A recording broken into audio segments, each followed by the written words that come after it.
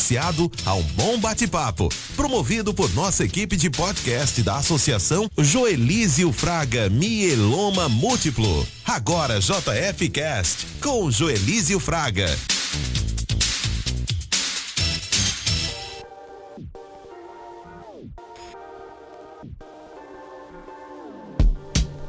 Pela Melodia FM 87.9, ao vivo também pelo canal do YouTube da Associação Joelísio Fraga Mieloma Múltiplo. É só você acessar lá a JFMM e aproveita, se inscreva, comente e ative as notificações.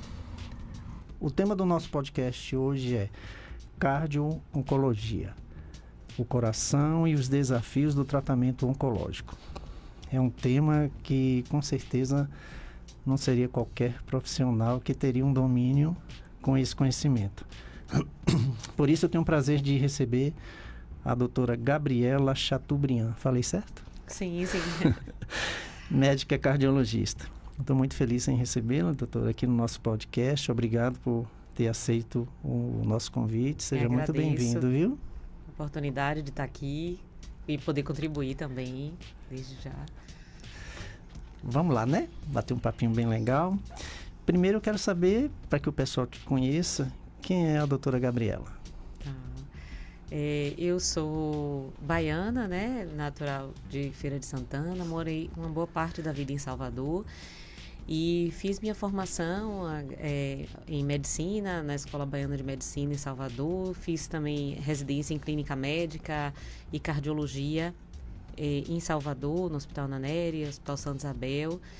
E, posteriormente, fiz uma área de subespecialidade, um treinamento em ecocardiografia e mestrado em Londres, num centro terciário, ligado ao Imperial College, que é uma instituição de ensino, uma faculdade importante e que tem muito desenvolvimento em pesquisa, né, na área da medicina de forma geral. E então voltei para Conquista, tenho 12 anos aqui em Conquista, atualmente atendo no consultório, já trabalhei também em hospitais com terapia intensiva e também ensino na UFBA, né, aqui de Conquista, no curso de medicina. Que legal, tem um currículo legal, né? Doutora, o que é a cardio-oncologia e por que essa área se tornou tão importante?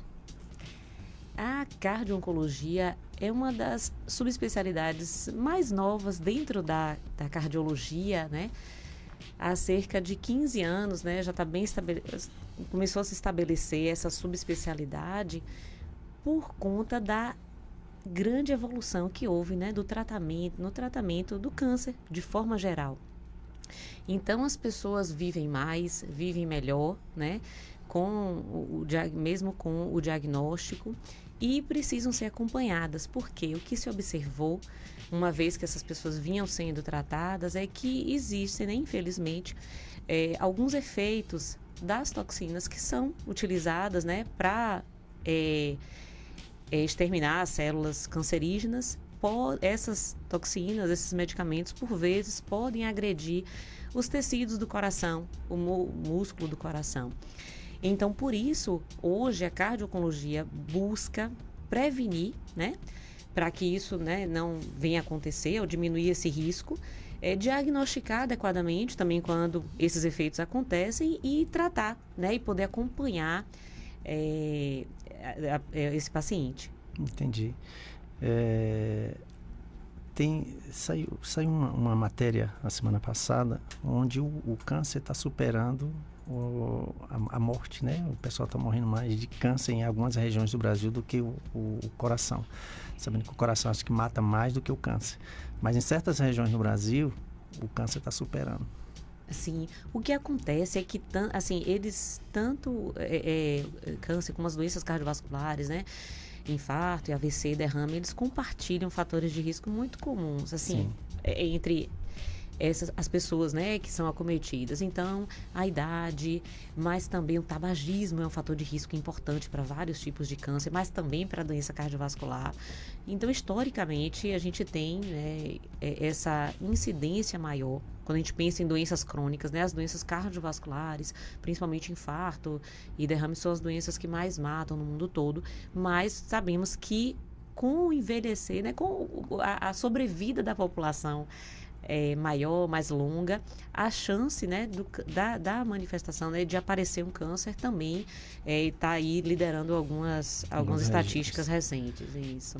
Eu sempre falo, até falei com o Dr. Leonardo na semana retrasada, que muitos pacientes têm câncer, mas não morrem de câncer.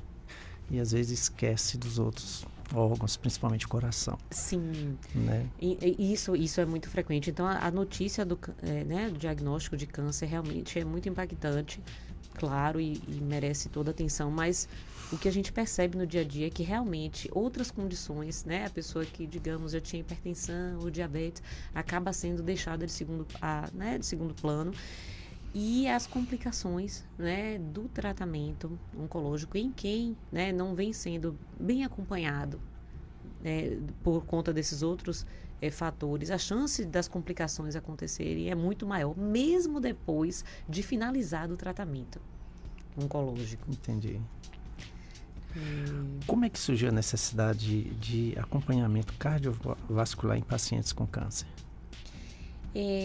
Essa necessidade, né, chamou mais atenção há cerca de 40 anos, 50 anos quase atrás, com a utilização de medicamentos, né, as antraciclinas, principalmente no tratamento câncer de mama, mas outros tipos de câncer também.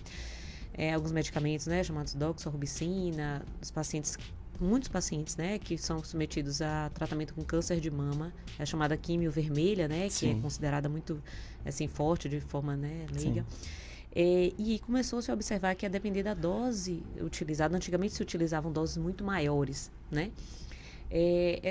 As pessoas começavam a sentir cansaço, fôlego curto, e começou-se também com a evolução da cardiologia, dos métodos, né, diagnósticos, os exames dentro da cardiologia começaram a detectar mais precocemente que essas pessoas que estavam tendo cansaço ou inchaço estavam sendo acometidas por enfraquecimento do coração, que é uma condição chamada de insuficiência cardíaca.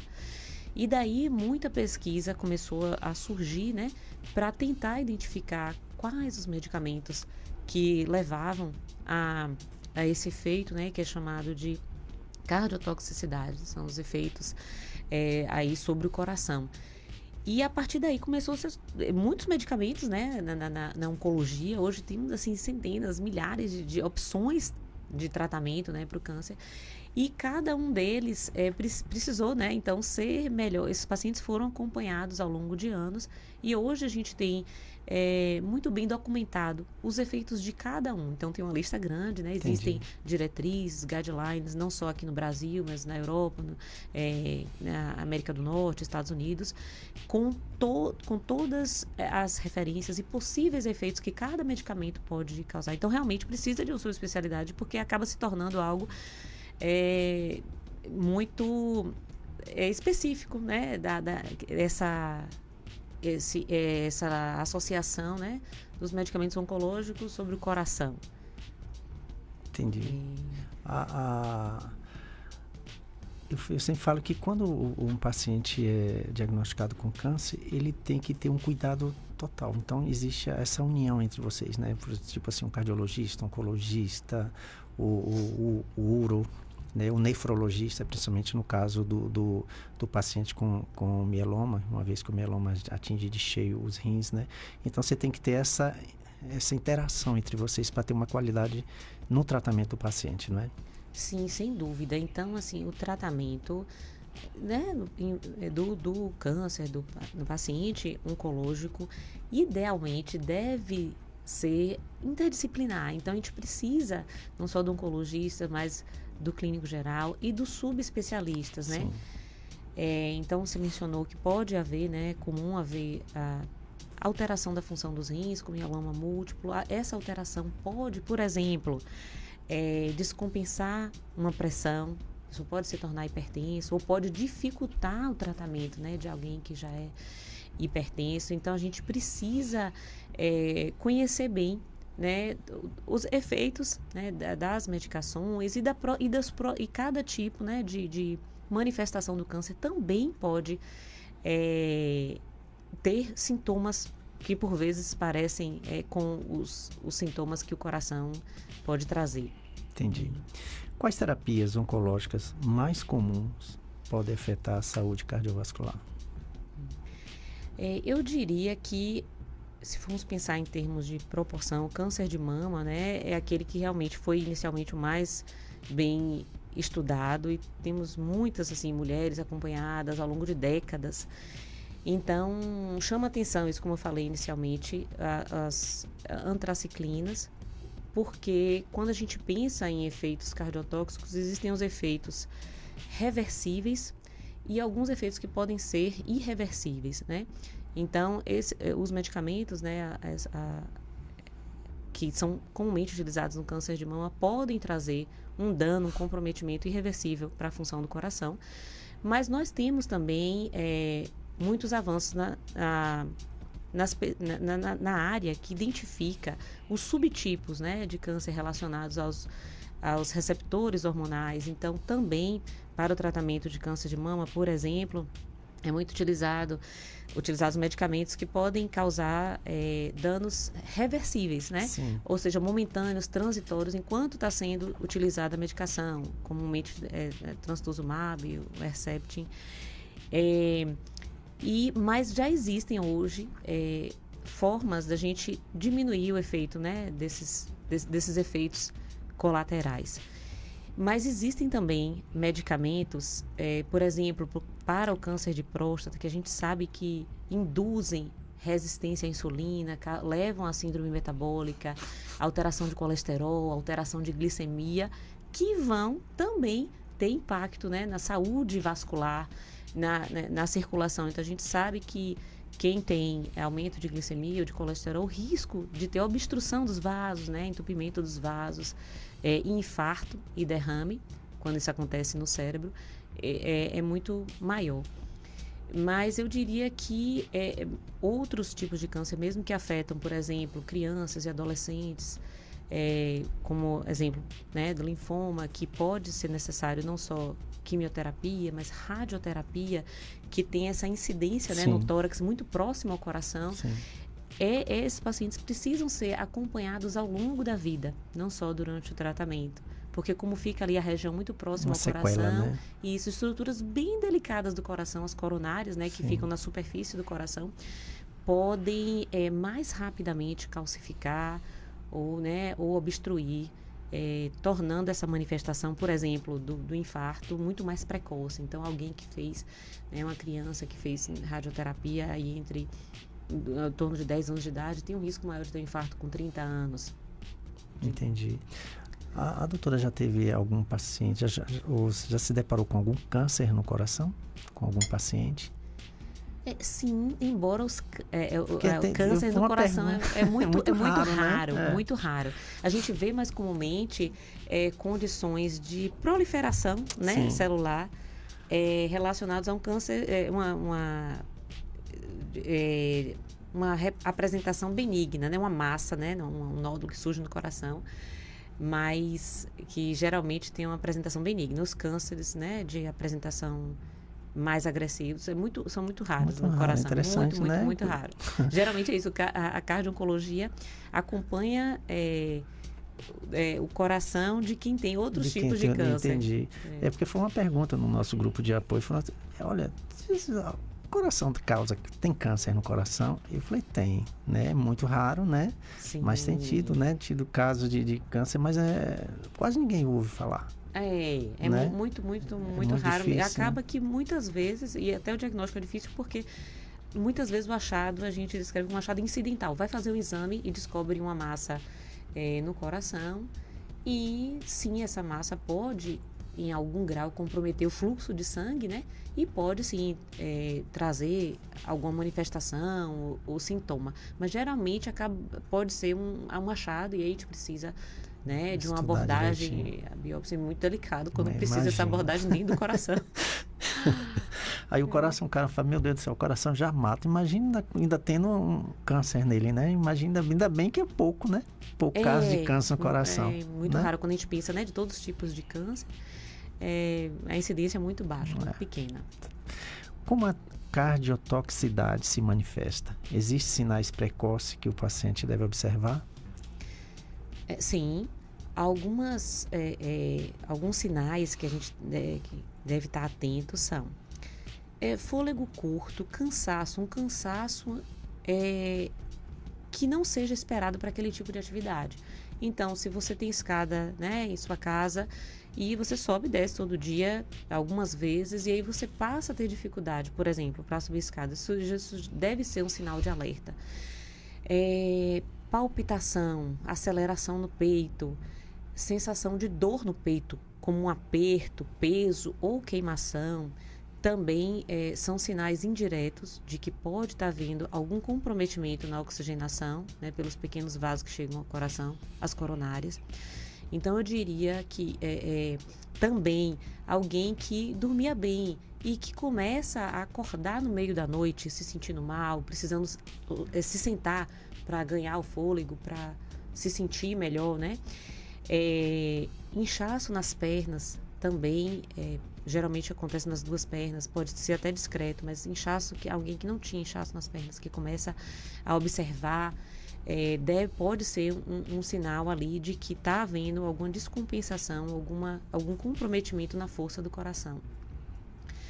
E outro sinal também que pode acontecer é desmaio. Então, alguém que desmaia e que tem algum fator de risco, né? Como eu mencionei, alguém que tem aí já sabidamente, alguém que fuma, que tenha colesterol aumentado, um desmaio pode ser um sinal indireto de arritmia.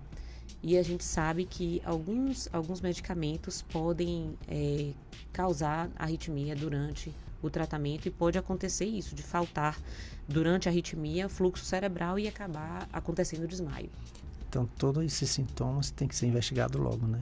Sim. Para esse do pé inchado mesmo, você pode ser rins, e aí as pessoas às vezes se confundem, né? Sim, né? sim. Então, acho que a investigação é fundamental, né, doutora? Sim, sem dúvida. Isso, inchaço tem diversas causas, né? Uhum. Então, não só comprometimento dos rins, mas também comprometimento do fígado. Sim. Pode causar inchaço das pernas, e às vezes o inchaço das pernas é ali um sinal externo que às vezes, né, esconde já acúmulo de líquido, né, no abdômen ou em volta do pulmão. Então, o cansaço também pode ser uma manifestação desse acometimento indireto. Um dos fatores, eu estava comentando contigo antes de começar aqui, que é os sintomas do mieloma mesmo, né?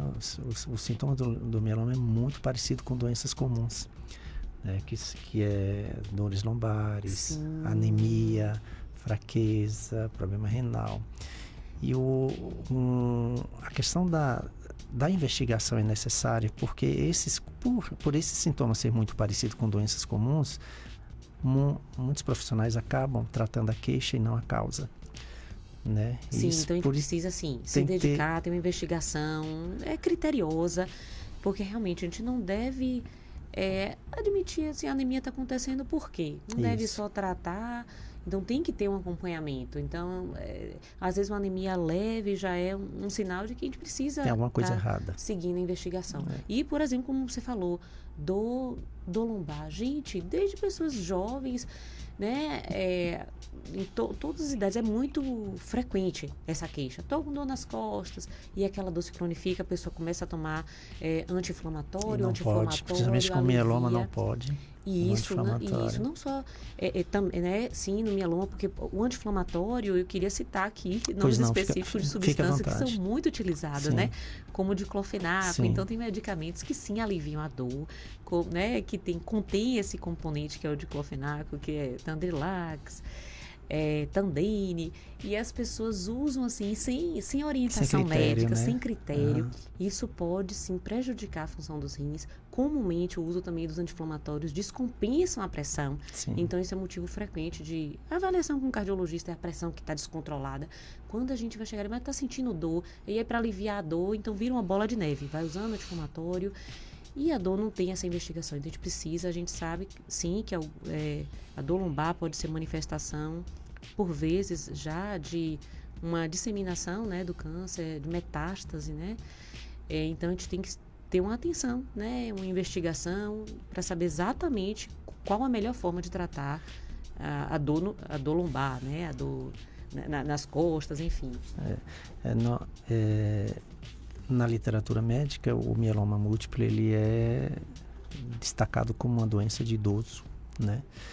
E isso tem, tipo assim, tem negado isso aí, porque nós estamos deparando com muitos pacientes novos, 30, 32 anos, e quando esse paciente chega com esses sintomas, com esse sintoma, e você procura a literatura médica, nunca vai imaginar que aquele paciente está com mieloma.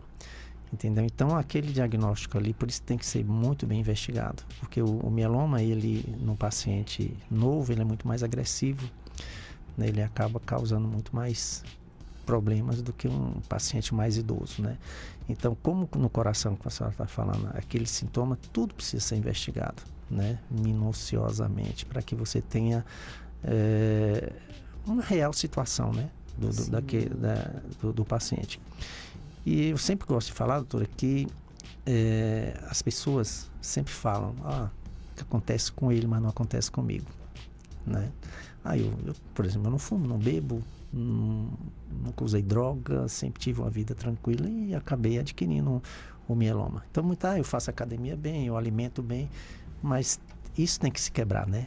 Sim, o que a gente vê mesmo na cardiologia é que tem diversas, né, manifestações de doenças que têm um fundo genético. Existe uma predisposição genética que, infelizmente, às vezes já tem, né, caso de pai ou mãe, mas pode, né, pode ser a primeira manifestação naquela pessoa, né, da família. Então, hoje as pesquisas têm muito evoluído e sim no tratamento oncológico de forma cada vez mais personalizar o tipo de terapia de acordo com a genética. Mas, infelizmente, a genética a gente consegue driblar por vezes e controlar, né, a doença, mas a gente não consegue mudar, né, eu digo, a determinação genética, mas tem diversas possibilidades, né, de acompanhamento.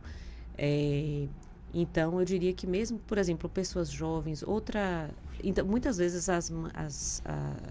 esse comprometimento genético é silencioso por anos, sim, entendeu? Sim. Então, só para rapidamente dizer que, assim, pessoas jovens, hoje em dia, o cuidado com o colesterol tem sido muito, por vezes, banalizado. Então, o colesterol, ele é, sim, necessário para a composição dos hormônios, mas em excesso, ele aumenta o risco, né, de infarto. E hoje a gente sabe que 1 em cada 200 pessoas na população tem uma condição genética, que se chama hipercolesterolemia familiar, que existe uma produção descontrolada aí de colesterol, então aumenta o risco de câncer. Então, alguém, por exemplo, jovem, que vai se submeter a um tratamento oncológico e que tenha, por exemplo, só esse fator de risco, colesterol muito aumentado desde jovem, ele precisa de uma atenção mais dedicada, né? Uma avaliação, a gente descreve como uma avaliação, né, do risco cardiovascular.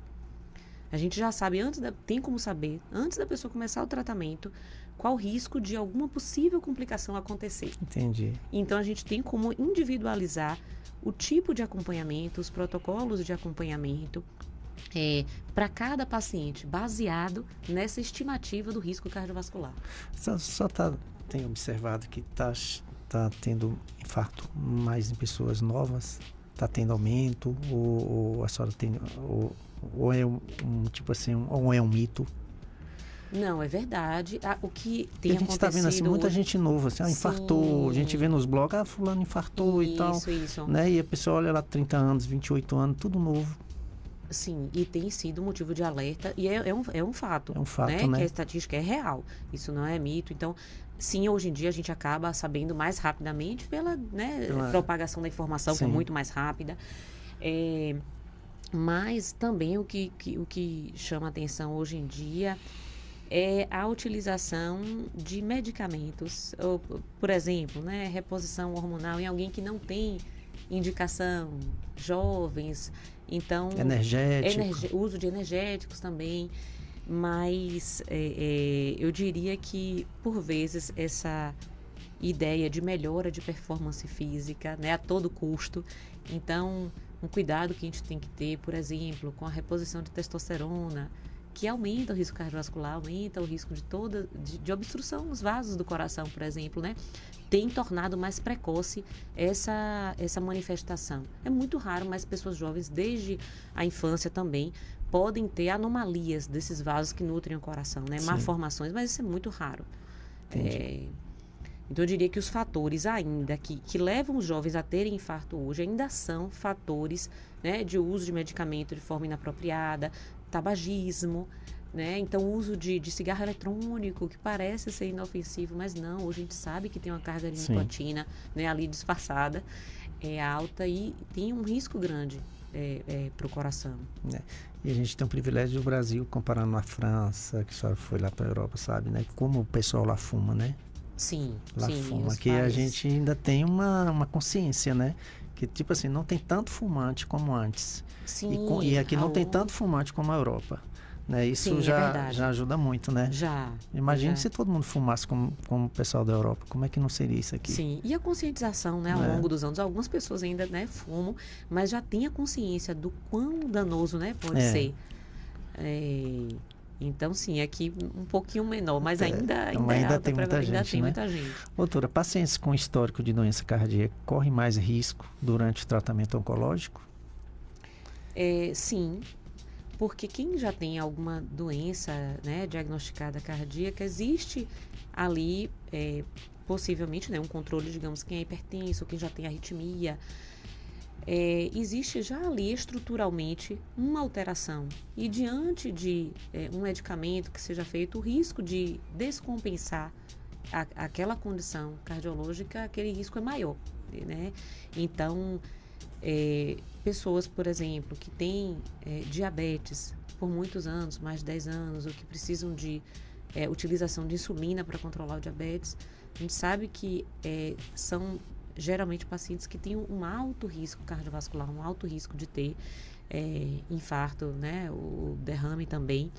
Então, que precisam de um controle bem rigoroso, assim, da glicemia, da pressão, ao longo da vida e especificamente durante o tratamento, para conseguir, né, conter um pouco desses possíveis efeitos, né? Não é todo mundo que tem, claro, não é todo mundo que tem esses efeitos colaterais sobre o coração, mas quem tem alguma doença já de base, esse risco, sim, é muito maior. E a periodicidade, né, dos encontros com o médico ou com o cardiologista também deve ser maior. Então, a gente precisa, por exemplo, quem tem já alguma doença manifesta e que é estimado como alto risco cardiovascular, a gente precisa medir exames de sangue, idealmente, né, logo no momento antes, próximo à quimioterapia, logo depois, e exames seriados precisam ser feitos, por exemplo, a cada 3 meses, o ecocardiograma, que é um ultrassom, né, que avalia o tamanho do coração, a força do coração.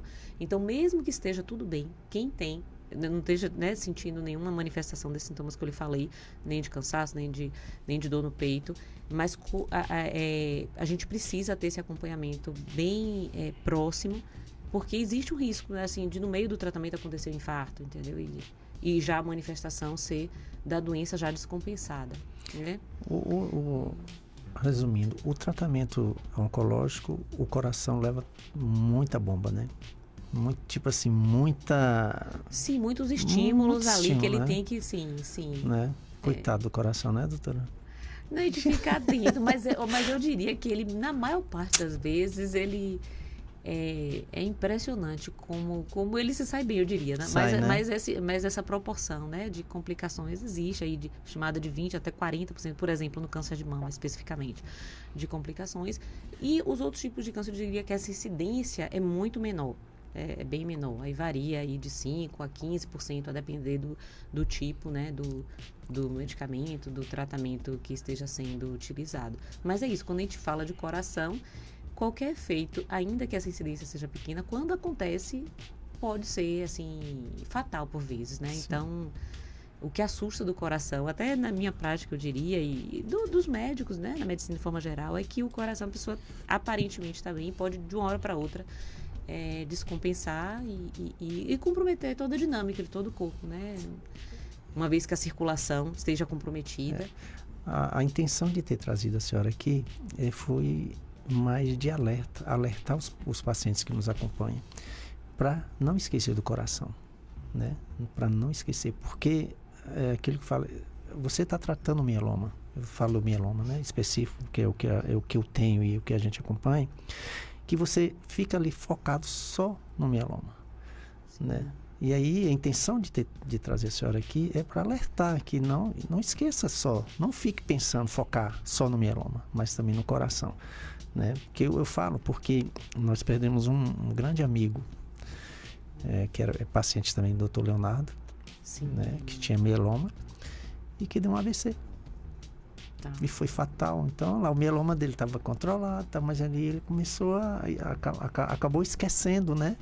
E o Dr. Leonardo, ele sofreu muito, eu também, porque por coincidência ele morava em Ilhéus, ele vinha fazer o tratamento aqui e sempre coincidia de estarmos juntos. Então a gente ia na Unimed, enfim, a gente sempre batia papo, e ele daqui de Conquista, mas ele morava em Ilhéus. E foi um choque para mim, né, ele ter falecido. O Dr. Leonardo também sofreu muito. E aí depois a gente começou a falar, meu Deus do céu, ele morreu de quê? Não foi do mieloma. Sim. Né? Então, esse de trazer a senhora aqui, trazer outros profissionais, é para alertar nós temos centenas e centenas de seguidores e que acompanham a gente, para se cuidar num total, num geral. Né? Sem dúvida. Então, e a gente sabe, então assim, no nosso dia a dia, o cardiologista, a gente tem muito esse foco de prevenção, né? E muitas pessoas procuram um cardiologista com o objetivo de fazer um check-up. Então, o check-up é importante. Eu diria que, assim, adultos, né, acima de 40 anos, a gente sabe que, a partir dos 40 anos, existe uma chance de 1 para cada 3 pessoas adultas, ou seja, 30% da população, se tornar hipertensa. Então, a medida, ainda que não seja com cardiologista, mas com clínico geral, a medida da pressão, uma vez por ano, avaliação com exames, né, de laboratório. Mas, além disso, esse cuidado não é só nesse momento que vai ao médico. A gente sabe que uma dieta rica em verduras, frutas, fontes de vitaminas, protegem os vasos. Sim. Então, a dieta que tenha, né, aí leguminosas, tem um teor maior de potássio, que, por exemplo, protege os vasos, né? Diminui essa chance de se tornar hipertenso. Atividade física equivale a 2 ou 3 medicamentos, entendeu? A gente não consegue nenhuma substância que consiga ser equivalente a substituir a atividade física. Então, a prática de atividade física, não só em quem está fazendo, né, antes, durante a vida toda, né, protege não só o coração, mas a saúde óssea, né, a manutenção de todo o vigor e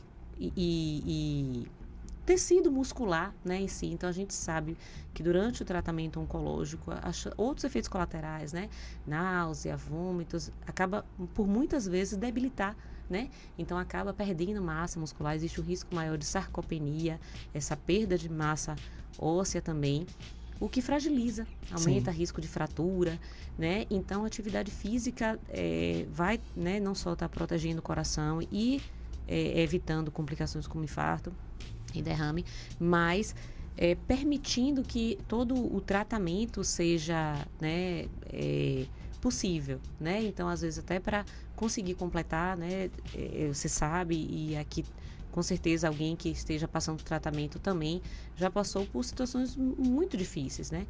Então, se estar bem, fisicamente bem, né, de forma geral, faz muita diferença. E além disso, sim, o consumo, né, o uso de tabaco, de cigarro de forma geral deve ser evitado ao máximo. E o uso de bebida alcoólica também, né? A gente sabe que bebida alcoólica pode, digamos, sobrecarregar o fígado, mas existem efeitos também sobre o coração. O uso de bebida alcoólica diariamente, mesmo pequenas quantidades, aumenta a pressão. Então, a pessoa pode se tornar hipertenso só pelo consumo de álcool, mesmo quem não tem. Toma aquele pessoal que gosta de tomar aquela cachaçinha para almoçar, evitar, né? Deve evitar. Doses mínimas. Então, tem doses assim para adultos, homens, mulheres. O teor de alcoólico para mulheres é menor do que para homens. Então, a mulher é mais sensível. Então, não só os efeitos do álcool, mas aqui também, voltando ao tratamento, aos efeitos dos medicamentos quimioterápicos. Então, a gente sabe, a mulher, principalmente acima de 50 anos, tem um risco maior de ter complicações. Né? Mas eu diria que, de forma geral, faz muita diferença. Alimentação, atividade física e a cessação de vícios, né? Doutora, eu queria somar mais ainda, e eu acho que tem um problema também que causa, acho que afeta, que é o emocional, né? Sim, sem dúvida. A gente vê, as pessoas estão muito mais estressadas, estão muito mais corridas, estão muito mais, sei lá, não sei o que está acontecendo. Você sente que eles estão mais, você sente um estresse nas pessoas, né? Então o ritmo de vida, a correria, isso também acho que contribui, né? Contribui sem dúvida. Então, a gente sabe que o estresse constante, ele diminui várias substâncias, né, na circulação de forma geral, que protegem também os vasos. Então, o estresse, ele estreita os vasos naquele momento que está acontecendo o estresse. Por isso que a gente, às vezes, fica surpreso, a pessoa não tinha nenhuma doença e teve um infarto. Então, um estresse muito intenso e uma condição crônica de estresse, a pessoa que está né, com quadro de ansiedade, né, exacerbado, mas também condições como depressão também levam a um estresse por vezes que a gente não consegue perceber, né? Então aquela pessoa a pessoa percebe, ela mesma fala, eu sou muito ansiosa, estou muito estressado, mas por vezes também em condições como depressão os sinais podem não ser tão nítidos, tão claros, né? E também comprometem a saúde vascular de forma geral e descompensam o controle da pressão, descompensam né, possíveis efeitos colaterais durante aí um tratamento para o câncer que esteja sendo realizado. Pois não. Como é que funciona o acompanhamento cardiovascular preventivo em pacientes oncológicos? Bem, então, quando atendo alguém que está já com a programação de começar o tratamento, a gente tem que ter uma avaliação que a gente chama assim, basal, ou seja, avaliação com exames que demonstrem como é que está a saúde do coração antes de começar o tratamento. Porque a gente precisa de parâmetros, como é que está seu coração agora, né, para começar o tratamento. Então, nós temos métricas, nós temos números, né, para estimar a força do coração e outros parâmetros da circulação. Então, precisam ser feitos exames, né? Um eletrocardiograma, que avalia a atividade elétrica do coração, ecocardiograma e exames de sangue, para avaliação das enzimas cardíacas, né? Sim. E, então, começado o tratamento, aí a gente vai considerar qual é o risco, como eu mencionei, né? A gente vai estratificar, tentar, e a gente tem como dizer qual o risco. Qual o risco é um risco baixo dessa pessoa ter alguma complicação, se o risco é médio, moderado ou se o risco é alto. Então, de acordo com essa previsão do risco, é que a gente estabelece a periodicidade com que deve ser feito. Mas sempre antes, né, vamos fazer esses exames e também orientar todas essas medidas. Então, alguém que está acima do peso, né, que possa, com obesidade, que possa começar uma atividade física, alimentação, e começar a mudar, né, sua rotina com hábitos saudáveis. Então, a gente vai fazer os exames, vamos tentar, né, ajudar no sentido de conseguir estabelecer essa rotina. E aí, novamente, é importante essa equipe multiprofissional. Então, muitas vezes a enfermeira é muito importante, o nutricionista, o educador físico. Então, aquele encontro, às vezes, com o médico, ele é muito rápido. São, digamos, minutos, 15, Sim. 20, 30 minutos no máximo. Mesmo assim, mesmo uma consulta mais detalhada, uma consulta de 1 hora, a gente ainda não consegue abordar todos esses aspectos, e existem especialistas, né, dedicados, então a gente precisa desse suporte, né, em diferentes fases do tratamento. Entendi. Existem exames ou protocolos específicos que todo paciente em tratamento de câncer deve seguir? De forma geral, então, na consulta, né, no exame físico, a gente já consegue identificar sinais de alteração, né, do coração que já possam existir sem a pessoa saber. Então, é preciso ser feita a consulta, né, para avaliação, história, colher. A gente, então, vai investigar qual o histórico familiar. Então, alguém, mesmo que não tenha hipertensão, mas que já teve pai ou mãe que teve infarto muito precocemente, com menos de 60 anos, já é um sinal de alerta, né? Então, eu diria que a avaliação com o exame físico, os exames de laboratório, como eu tinha citado, o eletrocardiograma e o ecocardiograma hoje tem sido um pilar, né, nesse acompanhamento, por conta desse risco que eu mencionei de insuficiência cardíaca, que é de enfraquecimento do coração. E hoje nós temos, houve uma evolução muito grande, assim, 15 anos atrás, quando eu comecei a fazer, né, ecocardiograma, a gente tinha softwares que eram muito demorados e que não eram tão precisos nessa detecção, né, da força do coração. Então, hoje a tecnologia evoluiu muito. Então, o que a gente levava antes mais de 40 minutos para fazer, hoje, em questão de segundos, a gente consegue obter dados e dados mais precisos, né? A gente consegue, por exemplo, detectar uma disfunção, um comprometimento ainda sutil de que o coração está começando a enfraquecer sem ter ainda gerado sintomas. Então, quando a gente... É uma técnica que é chamado esse software, né? É o ecocardiograma com strain, que mede a força do coração. E a torção, né? Que o coração faz, esse movimento para ele conseguir contrair de forma eficaz. Então, a gente já consegue detectar, né, sinais né? Isso, antes, bem precocemente, que a gente chama de subclínicos, antes de ter manifestação clínica. Legal. E aí a gente já consegue guiar melhor esse acompanhamento. Que bom, né? Eu acho legal isso. Não, né? é impressionante, assim, a gente vai... a evolução, né, na medicina. Hoje nós temos também alguns aplicativos e plataformas que têm sido desenvolvidas no sentido de auxiliar, por exemplo, serviços de ambulatório ou hospitais que acompanham pacientes oncológicos. E nessas plataformas, através de inteligência artificial, é possível já o médico receber notificações das possíveis alterações que podem estar associadas àquele tratamento específico. Então é muito interessante. Eu li uma matéria do relógio que salvou o paciente. Não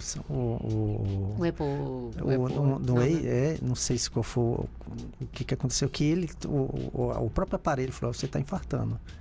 E aí ele foi para o hospital. Então, a tecnologia, né? Sim, não, sem dúvida. Ajudando, né? Não, muita coisa tem evoluído. Isso, a gente tem relógios, alguns digitais hoje em dia, né?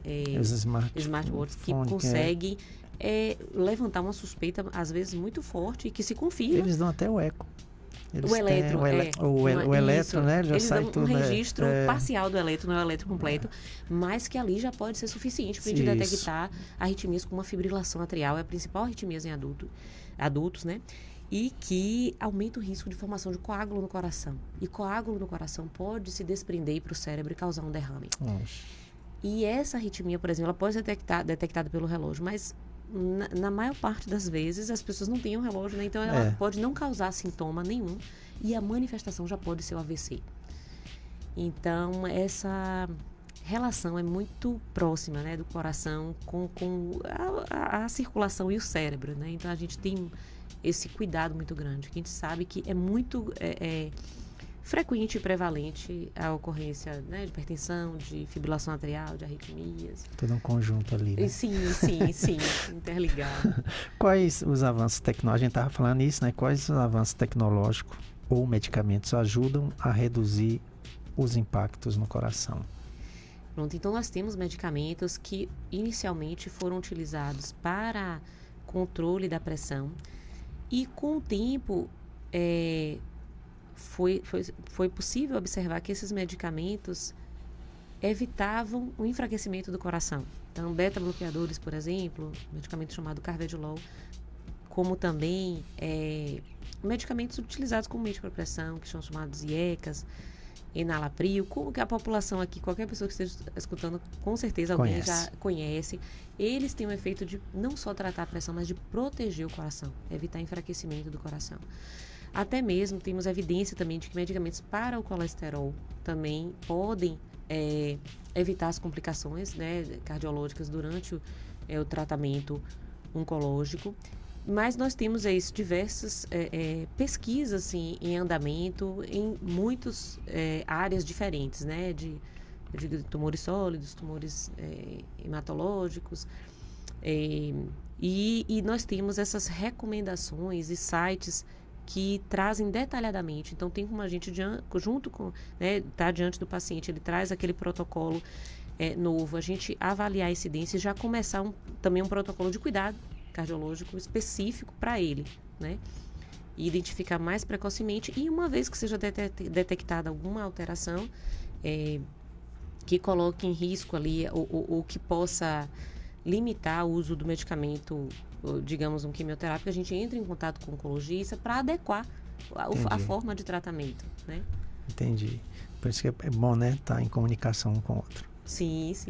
Faz muita diferença. Por quanto tempo e quem deve ser monitorado após o tratamento? Então, eu diria que quem teve, por exemplo, câncer de mama com utilização de quimioterápico, esse acompanhamento deve ser assim para o resto da vida, porque a gente tem evidência não só de efeitos durante o tratamento, mas até 20, 25 anos depois de finalizado o tratamento. Então, é importante, ao finalizar o tratamento, ao receber alta, né, do oncologista, procurar essa recomendação, né, doutor, eu devo vir uma vez por ano, às vezes não precisa ser anualmente, mas a cada 2, 3 anos deve ser feito. Então,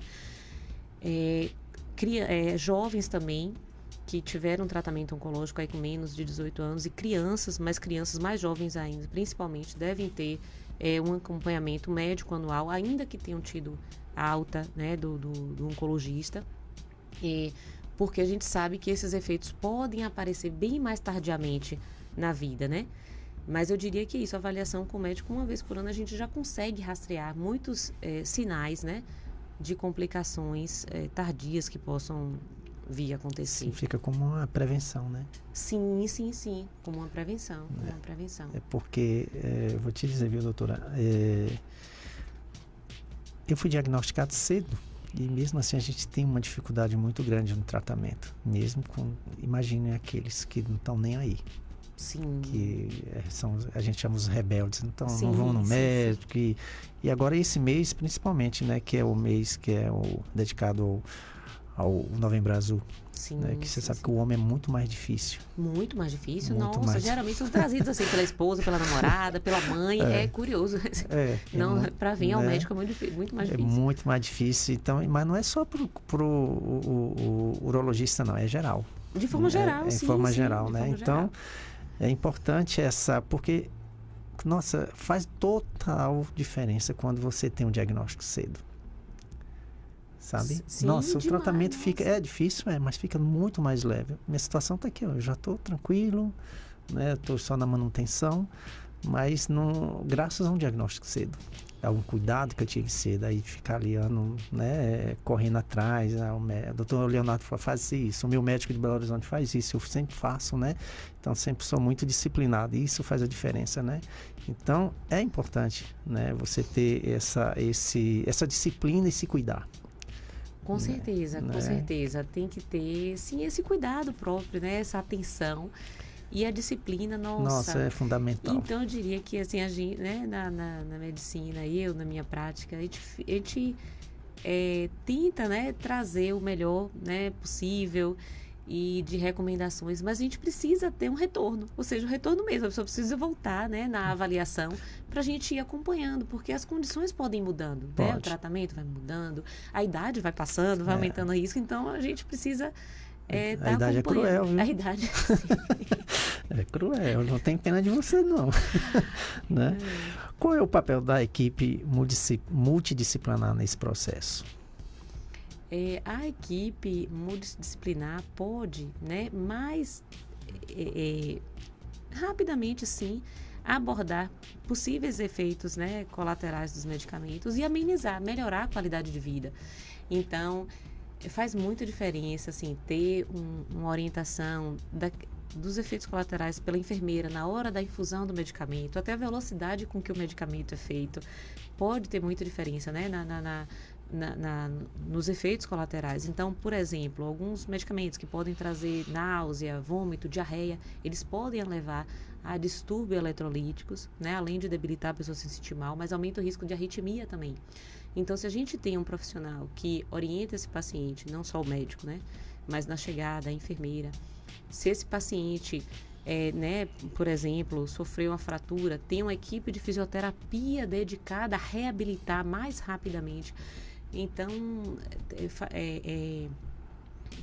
então cada tipo de câncer pode ter um acometimento diferente, uma dieta diferente precisa, né? O paciente que está com comprometimento renal, olha, você precisa reduzir tal e tal componente na sua alimentação para evitar uma descompensação. Então, orientações que, isso, por vezes parecem pequenas, fazem uma grande diferença.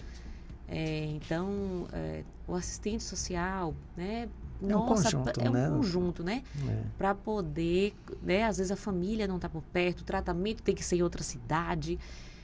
A gente precisa desse suporte da família, então conseguir agregar, trazer os acompanhantes. Então, quem está aqui me escutando também, que possa sempre ir com um acompanhante na consulta, porque... Mas para somar, não para atrapalhar, né? Sim, para somar, sim.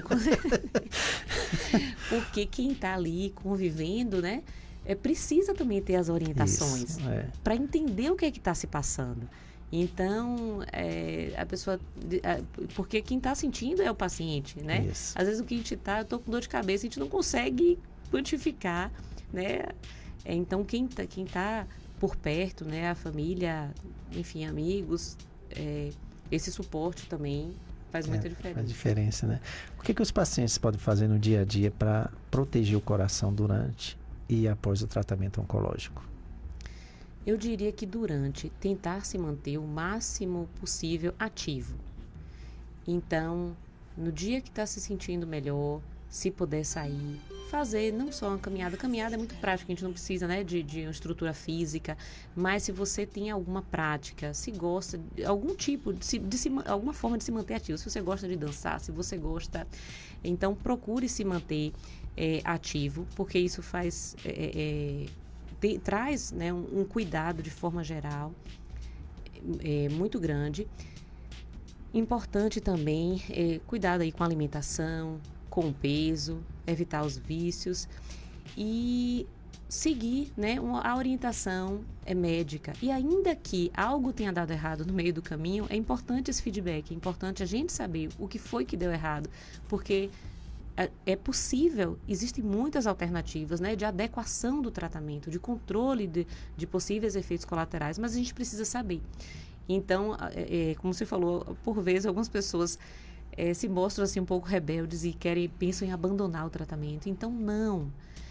Comunique, converse sempre com o seu médico, né, porque existem muitas formas, né, da gente tratar, amenizar, aliviar os sintomas, mas eu diria se manter ativo e ter esse acompanhamento médico, medir a pressão, algumas vezes, né, durante o tratamento, mas essa recomendação também deve ser individualizada, se deve ser semanal ou mensal, mas esse cuidado de forma geral. Você viu que já está acabando o nosso tempo? Você tempo, acredita? Você vai ter que voltar aqui, tá bom? Promete? Não, estou às ordens. Sim, com certeza. Vou finalizar com uma pergunta, doutora, que você pode compartilhar um caso em que a atuação da cardio-oncologia foi essencial para recuperar esse paciente?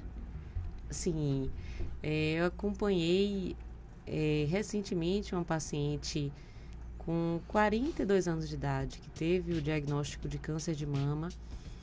E ela veio fazer um exame antes de começar o tratamento, o exame tudo bem no ecocardiograma, mas logo nos primeiros meses ela começou a tossir e começou a ter muito cansaço e foi rapidamente levada no hospital. Inicialmente foi suspeitado de pneumonia, começou o tratamento para pneumonia, mas tinha muitos sinais, né, de líquido no pulmão muito congestionado, que a gente chama, né? Congestão.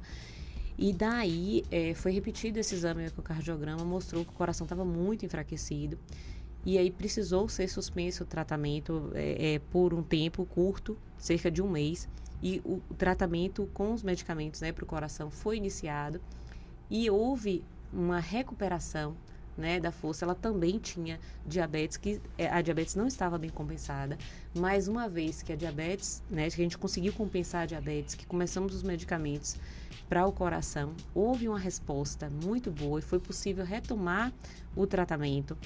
E hoje ela está muito bem, né? Assim, com saúde, está seguindo o tratamento, mas está conseguindo, né, manter as atividades do dia a dia. Então, foi assim, a gente vê que é possível, né, a melhora, uma vez que, sim, tenha esse suporte, essa assistência. Então, mesmo assim, alguém jovem, né, então, A gente sabe que isso pode acontecer, mas tem sim muito o que ser feito e o resultado foi muito legal, viu? Positivo.